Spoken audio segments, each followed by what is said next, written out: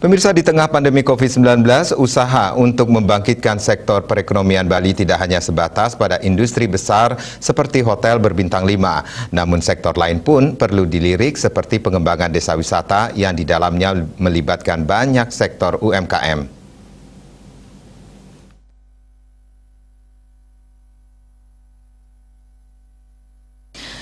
Berbicara soal dunia usaha dan dunia industri tidak hanya terbatas pada industri besar seperti hotel berbintang 5. Di tengah pandemi ini, desa wisata misalnya merupakan salah satu potensi besar yang harus diperhatikan.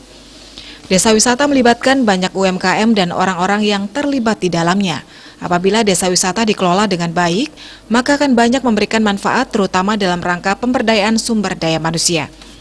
Banyak hal yang bisa dibina pada desa wisata, misalnya pengelolaan destinasi wisata, pembinaan kuliner, pembinaan akuntansi, dan pembinaan pajak.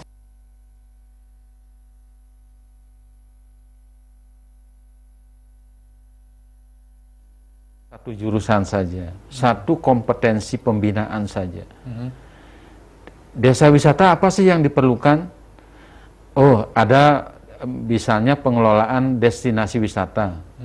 Ada pembinaan kuliner. Oh, ini bagian dari jurusan pariwisata. Nah, di sana juga harus ada pembinaan akuntansi, pembinaan pajak.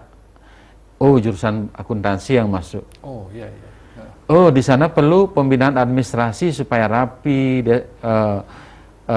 ada marketingnya. Oh, jurusan administrasi niaga. Kemudian ada pendampingan mengenai tracking misalnya. Pengelolaan air misalnya, oh jurusan teknik sipil.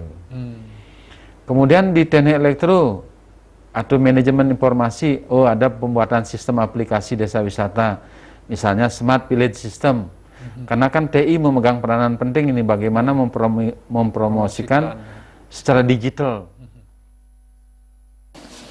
Di samping itu, keberadaan desa wisata mampu mendorong kebangkitan sektor pariwisata dan perekonomian nasional di tengah pandemi COVID-19. Agung Ria, Bali.